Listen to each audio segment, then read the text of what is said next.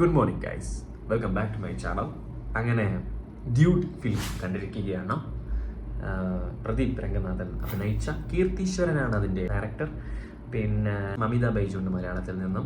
പിന്നെ ഒരു ഹാറോ, എനിക്ക് കറക്റ്റ് അറിയില്ല, ഒരു മലയാള സിനിമ കണ്ടൊരു നടിയുടെ മകനാണ്.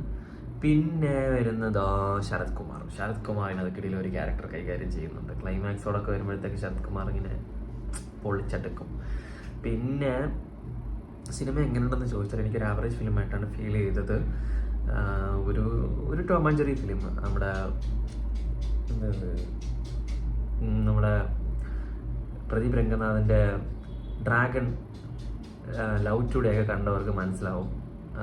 ഫിലിം അതേ ഒരു ജോണർ ക്യാരക്ടർ തന്നെയാണ് ഇതിനകത്ത് പ്രദീപ് രംഗനാഥൻ കൈകാര്യം ചെയ്തിരിക്കുന്നത്. അത് തന്നെ, അതിനകത്ത് വലിയ മാറ്റമൊന്നുമില്ല. പക്ഷേ ഈ സിനിമകൾ വെച്ച് നോക്കുമ്പോൾ ഇതിനകത്ത് കുറച്ചും കൂടെ ഒരു ഇമോഷണൽ ട്രാക്ക് പിടിച്ചിട്ടുണ്ട്. മമിത നല്ല ആയിട്ട് അത് ചെയ്തിട്ടുണ്ട്. ആൾറെഡി മൊത്തത്തിൽ കൺഫ്യൂസ്ഡ് ആണല്ലേ, ഈ പടം നല്ലതാണോ അതോ കൊള്ളത്തില്ലേ? കൊള്ളത്തില്ലാന്നൊന്നും പറയാൻ പറ്റത്തില്ല. അടിപൊളി പടം ആയിരുന്നോ അങ്ങനെ ഒരു തോന്നലാണ് എനിക്ക് ഫീൽ ചെയ്യുന്നത്. ഒരു കംപ്ലീറ്റ്ലി ആ എൻ്റർടൈനർ എന്ന് പറയണമെന്നുണ്ട്, പക്ഷെ പറയാൻ അങ്ങോട്ട് പറ്റുന്നില്ല. അതെന്താണ് നിനക്ക് പറ്റാത്തത് എന്ന് എനിക്കും തോന്നുന്നുണ്ട്. ഓൾമോസ്റ്റ് ഫിലിം എനിക്ക് ഇഷ്ടപ്പെട്ടില്ല എന്ന് ഞാൻ പറയുന്നില്ല. നൈസായിരുന്നു. ഒരു ടോം ആൻഡ് ജെറി ഫിലിം അത് തന്നെയാണ്. ഒരു ഇനി എന്താകും എന്നുള്ള രീതിയിലൊരു പോക്ക്. പക്ഷേ നമുക്ക് പ്രഡിക്റ്റഡ് ആണ്. അത് അവരെങ്ങനെ അങ്ങനെ എത്തിക്കുന്നു എന്നുള്ളതിൽ മാത്രമേ ഉള്ളൂ നമുക്ക് കൺഫ്യൂഷൻ വരുന്നത്. പക്ഷേ എന്താകും എന്നുള്ളത് നമുക്ക് പടം തുടങ്ങി പകുതി ആകുമ്പോഴത്തേക്ക് തന്നെ നമുക്ക് മനസ്സിലാവും പടം എങ്ങോട്ടാണ് പോകുന്നത് എന്നൊക്കെ. പക്ഷേ ക്ലൈമാക്സ് ഒക്കെ കൊണ്ട് നിർത്തിയിരിക്കുന്നതിനകത്തൊരു വെറൈറ്റി ഉണ്ടോ എന്ന് ചോദിച്ചാൽ വെറൈറ്റി ഉണ്ട്. നമ്മൾ മൊത്തത്തിൽ കൺഫ്യൂസ്ഡ് ആണ്. അത് ആണോ അങ്ങനൊരു സാധനമാണ്. പക്ഷെ കൊള്ളാം, കണ്ടിരിക്കാം. കണ്ടു കഴിയുമ്പോഴത്തേക്കൊരു കംപ്ലീറ്റ് സാറ്റിസ്ഫാക്ഷൻ കിട്ടത്തില്ല എന്ന് വേണമെങ്കിലും പറയാം. കണ്ടു നോക്കും. ഞാനത് പറഞ്ഞു കഴിഞ്ഞാൽ സ്പോയിലറായി പോകും. സോ കാണാത്തവരുണ്ടെങ്കിൽ പോയി കാണും. ഫിലിം കൊള്ളാം. It's an average movie. Predicted ആണ്.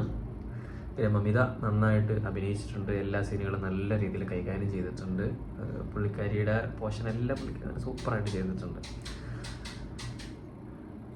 മസ്റ്റ് വാച്ച് തിയേറ്റർ ആണെന്നാണ് തോന്നുന്നത്. അത് വിഷ്വൽസിന് വേണ്ടിയിട്ടൊന്നുമല്ല, നല്ല കയ്യടിയും ബഹളവും മിസിലടിയും ഉള്ള ക്രൗഡ്സിൻ്റെ കൂടെ ഇരുന്ന് കാണണം.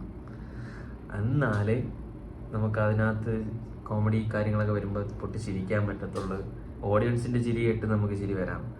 അങ്ങനെയൊക്കെ കുറേ സംഭവങ്ങളുണ്ട്. പിന്നെ പ്രദീപ് രംഗനാഥൻ്റെ ചില ആക്ഷൻസ് ഒക്കെ ഉണ്ട്. ചില പെണ്ണെടുക്കുന്നതും പിന്നെ ഈ ചോക്ലേറ്റ് ഇങ്ങനെ ഒരു സാധനമൊക്കെ ഉണ്ട്. ആ സാധനമൊക്കെ നല്ല രസമാണ് കാണാൻ. ഇത്രയൊക്കെ പറയാനുള്ളൂ, കൂടുതലൊന്നും അതിനകത്ത് പറയാനില്ല. അത്രയ്ക്കേ ഉള്ളൂ എന്നല്ല, പ്രത്യേകിച്ച് പറയാനൊന്നുമില്ല. പുള്ളിയുടെ കഴിഞ്ഞ 2 സിനിമകളുമായിട്ട് നല്ല, അത് രണ്ടും കൂടെ ഒരു മിക്സിക്കകത്തിട്ട് അരച്ച് പിഴിഞ്ഞിട്ട് കുറച്ച് ഇമോഷണൽ സീനും കൂടെ ആഡ് ചെയ്ത് ഇങ്ങനെ പിഴിഞ്ഞൊരു ഗ്ലാസ്സിലാക്കി തന്നാൽ അതിന് പറയുന്ന പേരാണ് ഡ്യൂഡ്. അപ്പം